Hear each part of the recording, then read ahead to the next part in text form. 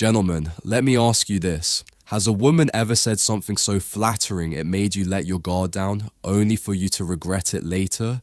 Maybe she praised you for being strong, or told you that you're the best she's ever had, and suddenly you found yourself solving her problems, covering her bills, or forgiving behavior you knew was wrong. That's not romance, that's strategy.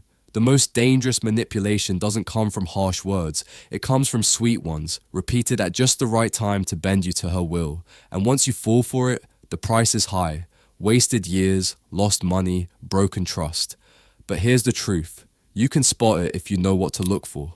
Today, I'll reveal the 5 sweet lies women use to control men and the bonus red flag that proves if she's real or just using you. Science shows us this. The male brain is far more sensitive to positive reinforcement, while the female brain pays sharper attention to negative signals. What does that mean for you? It means when she drops a compliment, your guard lowers automatically. You feel validated, special, even chosen, and that's exactly why sweet talk is the perfect weapon to steer you where she wants you. Now, before we break down these 5 sweet lies, do me a quick favor. Hit that subscribe button so you'll never miss a lesson that could save you years of pain. And I want you to answer this honestly in the comments. Have you ever fallen for sweet talk before? Just a simple yes or no, because in the next few minutes, I'm going to reveal how these words, the ones that feel so harmless, can completely shift the power in your relationship. Number one, I love our conversations. On the surface, that sounds like the sweetest thing a woman could say. Every man wants to believe his presence, his words. His mind is so captivating that she just can't get enough. And yes, sometimes it's genuine, but when she keeps saying it while never making the effort to actually see you face to face, that's not connection, it's substitution. She's not choosing you, she's using you as a filler until something better shows up. Let me break it down. When a woman truly values your conversations, she will naturally want to match that emotional connection with a physical one. She'll make time. She'll want to sit across the table from you, to laugh together in real life, to deepen what you've already started. Words are the bridge, but action is what builds the road. If all you're getting is words, and the bridge leads nowhere, you're not her man, you're her placeholder. Take David, a 52-year-old engineer who'd been divorced for a few years. He tried online dating, and he met a woman who was charming through text. Every night she'd tell him, "I love our conversations. You're the only one who gets me." At first, David felt special. He believed he had finally found someone who appreciated his mind and his humor. But whenever he asked to meet for dinner, she had an excuse. Late work, family crisis, or simply not feeling well. This happened again and again. After months of texting, he realized she never intended to meet. David wasn't her partner. He was her emotional crutch, the safe option she could lean on when she was bored or lonely, while she kept her real life open for someone else. Here's the hard truth. If a woman only engages with you on her terms, through her phone, at her convenience, you're not building intimacy, you're supplying attention, and attention is addictive. She's getting her fix of validation while you confuse her availability to chat with genuine interest. That confusion is dangerous because men are biologically wired to respond strongly to positive stimuli.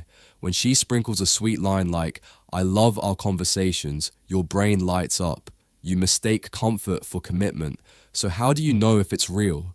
Watch what happens when you shift the frame. Invite her into your real life. Suggest coffee, a walk, a dinner. If she consistently avoids it, the message is clear. She loves the idea of having you on the hook, but she doesn't love the effort of showing up. A woman who truly values you won't just love the words you type. She'll want to feel your presence. Gentlemen, the solution is simple, but not easy. Stop giving endless energy to women who refuse to meet you in reality. Don't be the emotional janitor who cleans up her boredom at midnight through text. Value your time. Value your presence. If she's not willing to match words with action, step back and invest in someone who will. And here's where it gets even trickier. Once she realizes words alone don't hold you, she might upgrade her game. That's when the compliments start pouring in, and they're aimed straight at your ego. Number two, you're so amazing, so strong, so generous. Let's be honest, what man doesn't love to hear this? When a woman tells you that you're handsome, powerful, successful, or generous, it hits the deepest part of your ego. Compliments feel like rocket fuel, especially for men. Your brain lights up with dopamine, and for a moment, you feel invincible. But here's the catch. If she's only saying it to set you up for an ask, then it's not admiration, it's strategy. You see, flattery by itself isn't dangerous. We all need it, and in a healthy relationship, it flows naturally. But when every compliment is followed by a request, that's when you know you're not being celebrated, you're being softened up. It's like a salesman who tells you how smart you are right before sliding the contract across the table. She's not admiring you, she's conditioning you. Mark, a 47-year-old business owner, learned this the hard way. He started dating a woman who constantly told him, "You're so generous. You're the kindest man I've ever met." At first, Mark felt proud. Finally, someone saw his good heart. But soon, every compliment had a price tag. Right after praising his generosity, she'd mention her phone bill that needed paying. A week later, after calling him such a strong man, she hinted about her broken fence. By the third month, it was her rent. The pattern was clear. Compliments in, requests out, and Mark realized he wasn't in a romance, he was in a transaction. Here's what you need to notice: the timing. Real admiration stands on its own. Fake admiration comes with strings attached. If she tells you you're amazing and then soon after asks for money, favors, or problem solving, you're being played. And the requests don't always look financial. Sometimes it's endless rides, constant errands, or emotional labor she should be handling herself. The point isn't the size of the ask, it's the predictability of the pattern. Now, here's the solution. When she gives you a compliment, don't let it cloud your judgment. Instead, pause and observe. Does the praise stand by itself, or does it open the door to a hidden agenda? One simple test: say thank you and leave it there. If she smiles and the moment stays light, that's genuine. If she pivots into, "Actually, could you help me with," then you have your answer. Men, you need to understand this. A woman who truly values you compliments you because it brings her joy to uplift you, not because she wants to cash in on your pride. Real love fuels you. Manipulation drains you. And if you ignore this difference, you'll end up pouring your resources into someone who doesn't love you, just loves what you can provide. The truth is, your ego can be your biggest weakness. And once she learns how to play it, she'll keep pressing that button. But what happens when she hits the button that every man is most vulnerable to? The one tied directly to your masculinity in the bedroom. Number three. You're the best lover I've ever had. Every man wants to hear this. It hits at the very core of male pride. The idea that you're not just good in bed, but the best she's ever had. It's intoxicating. For a man, being crowned the king of the bedroom feels like the ultimate validation of masculinity. But here's the harsh truth. Sometimes that line isn't about you at all. It's about control. When it's real, it shows up naturally. Maybe after a night where the chemistry was undeniable, she leans in and says, "You make me feel things no one else has." That's sincere, and you'll see it backed up by her actions, affection, warmth, and consistent respect outside the bedroom. But when it's a tactic, it usually shows up right when she needs to distract you, pacify you, or cover something up. Imagine this: she's been distant for a few days. You sense something's off. Maybe you even confronted her about flirting online or hiding something. Instead of answering directly, she disarms you. She pulls you close, gives you that praise, and suddenly your doubts feel smaller. You think, why would she say that if she wasn't really into me? But that's the trap. The compliment isn't proof, it's camouflage. Here's why it works. Sexual validation is a hot button for men. Science shows male brains respond powerfully to positive reinforcement tied to performance. If she tells you you're the best she's ever had, it flips a switch. You feel chosen, irreplaceable, above the competition. And in that state, you're less likely to question, less likely to push back. She's not just flattering you, she's sedating your defenses. So how do you spot the difference? Look at what follows. A genuine compliment strengthens intimacy. It leads to more closeness, more mutual care. A manipulative compliment is usually followed by a request or an excuse. She might ask for forgiveness for something you caught her doing. She might expect you to overlook a red flag. Or she might use it to distract you from the fact that her effort in the relationship is slipping everywhere else. Here's the solution. Don't let your pride blind you. When you hear, "You're the best lover I've ever had," smile. Appreciate it, but don't let it overwrite reality. Ask yourself, does her overall behavior match her words? Is she showing up outside the bedroom with the same respect, commitment, and consistency? If the answer is no, then that line isn't a compliment. It's currency. She's paying you in flattery to buy herself more freedom to act without accountability. Men, your strength lies in being able to separate your ego from your judgment. If you can enjoy the compliment without being controlled by it, you win. If not, you'll keep excusing behavior that chips away at your dignity. And here's the kicker. If she can manipulate you with intimacy, imagine what happens when she drops the three most powerful words in the English language. Not just, "You're amazing," not even "You're the best," but "I love you." Number four, I love you. Three little words that every man longs to hear.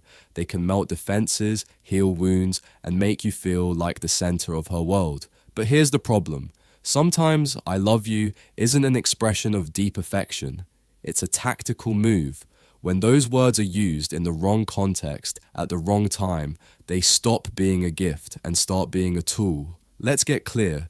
In a healthy relationship, "I love you" flows naturally. It comes after a meaningful moment, a shared laugh, a sacrifice, or a quiet night where the bond feels undeniable.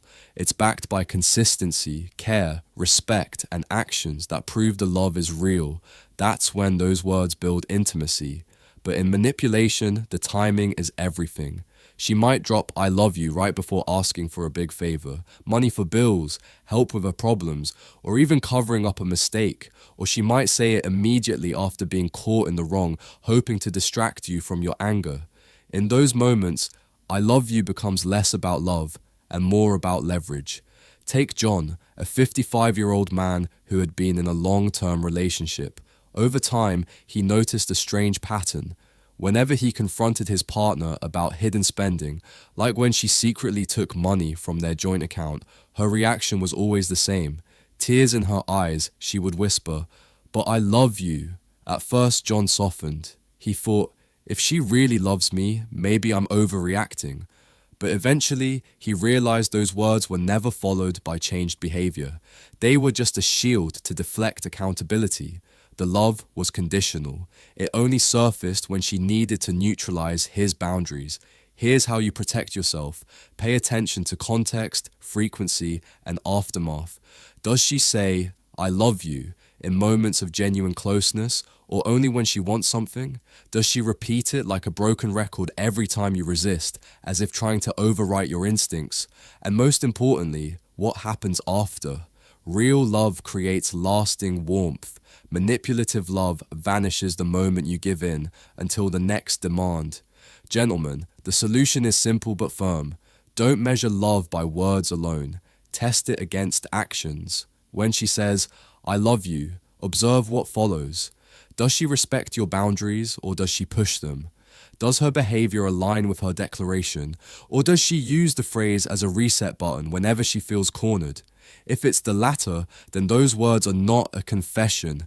They're a currency traded for your compliance. It hurts to admit this, but it's better to face the truth now than to be drained slowly over years. Real love thrives in honesty and action. Fake love hides in timing and excuses. And if you think "I love you" can be manipulative, wait until you hear the four words designed to strike right at a man's protector instinct. "You're my hero." Number five, "You're my hero." These four words can melt a man faster than anything else. Why? Because every man, deep down, wants to be seen as strong, reliable, the one she can count on.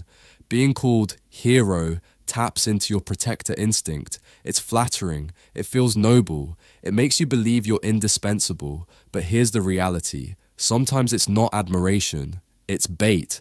When it's sincere, "You're my hero" comes from gratitude. Maybe you helped her through a tough week, stood by her during a crisis, or simply showed up consistently. In those cases, the words are backed by appreciation. You see it in how she treats you afterward, with respect, reciprocity, and care. She admires you because she values who you are, not just what you can do. But when it's manipulation, the phrase always comes tied to a need. She calls you her hero right before asking for help with something she should be handling herself. Suddenly, being her hero means fixing her car, paying her bills, or bailing her out of a mess she created. Notice the pattern. The title of hero is dangled in front of you like a medal, but the cost of keeping it grows higher and higher. Here's the danger. Once you buy into the role, you'll start overgiving to protect the identity she created for you. You don't want to lose the admiration, so you keep proving yourself again and again. Meanwhile, she doesn't actually respect you. She's managing you. You're not her hero. You're her handyman, her financier, her safety net. So how do you tell the difference? Pay attention to how often the word shows up. Real gratitude isn't rehearsed, it's rare and genuine. Manipulation, on the other hand, is predictable. If "you're my hero" shows up every time she needs something, you're not being loved, you're being leveraged. Here's the solution. Don't let your need for validation trap you. If she calls you her hero, thank her, but don't rush into proving it. Step back and ask yourself, is this something she could and should be handling herself? Would she still call me her hero if I said no? That's the test. If the admiration disappears the moment you stop serving, it wasn't admiration at all. It was a mask. Men, remember this. You don't need a woman to crown you a hero. Your worth doesn't come from saving someone who refuses to save herself.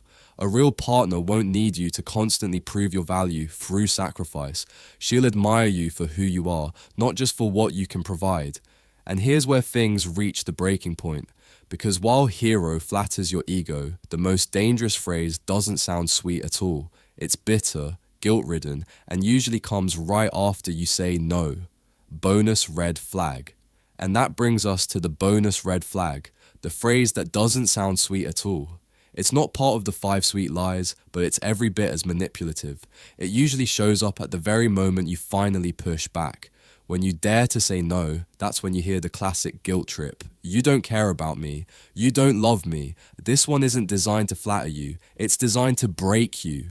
The goal is to flip the script, to make you feel like the bad guy for simply protecting yourself. When a woman uses this line, she's not speaking from love or hurt. She's speaking from control. David, the 52-year-old engineer we met earlier, faced this exact trap. After months of being her texting companion, the woman he was seeing finally asked him to buy her a designer handbag. When David politely declined, explaining it wasn't his responsibility, her response was instant. If you loved me, you'd do it. You don't care about me at all. Suddenly, he wasn't a man with healthy boundaries. He was painted as selfish, cold, even cruel, and for a moment, David questioned himself. Was he being too harsh? Was he failing her? That self-doubt was exactly the reaction she wanted. Here's why this tactic works. Most men fear being seen as unloving. When she attacks that core part of your identity, you scramble to prove her wrong. You buy the gift. You cave on the boundary. You swallow your no. And the second you do, the cycle is locked in. Every time you resist, she'll reach for that same weapon. It's emotional blackmail dressed up as a test of love, but love doesn't need constant proof. Love doesn't demand that you sacrifice your dignity to show you care. Real love respects limits. Fake love punishes them. So how do you deal with this? First, recognize it for what it is, manipulation. Don't get dragged into debating whether you care. You already know the truth. Second, respond with clarity instead of defense. Say something like, my love isn't measured by gifts or favors. It's measured by respect. If you can't see that, then this isn't love. That response shuts down the guilt trip and shifts the responsibility back to her behavior. Men, hear me. You don't owe proof of your love every time you say no. A relationship where no is unacceptable is not a partnership. It's a hostage situation. If her affection only survives when you comply, it's not love at all. And here's the final twist. By now, you've seen how ordinary words, I love our conversations, you're amazing, you're my hero, can be weaponized. It's never about the phrase itself. It's about the timing, the frequency, and the aftermath. That's the invisible pattern that decides whether you're being cherished or controlled. So, Let's bring this full circle. The 5 sweet lies we've uncovered. I love our conversations. You're so amazing. You're the best lover. I love you. You're my hero. Plus, the one bitter red flag of you don't care about me or you don't love me. These are not evil in themselves. These words are beautiful when they're sincere, but when they're used in the wrong context, at the wrong time, they stop being love and start being leverage. Too many men only realize this after years of being drained, years of paying bills that weren't theirs, years of forgiving behavior that never changed, years of carrying the weight of a relationship that was never truly mutual. Don't let that be your story. You don't have to wait until you've lost money, time, and self-respect to wake up. You can see the red flags now, and you can step out before the damage gets worse. Here's the truth. Real love doesn't come with a price tag. It doesn't demand proof through endless favors or transactions. Love that is genuine stands strong even when you say no. It's shown through respect, consistency, and care, not through manipulation or guilt. So let me leave you with this.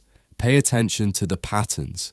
If her sweetest words always come with strings attached, that's not love, it's control. And you deserve better than that. If this message spoke to you, hit that subscribe button right now so you don't miss the next video. We're just getting started on exposing these hidden dynamics. Drop a comment below and tell me which sweet lie you've heard the most. Your story might be exactly what another man needs to hear to wake up. And don't forget to like and share this video, because the more men who see this, the fewer will fall into the same trap. Stay sharp, stay aware, and remember, the sweetest words can be the most dangerous lies.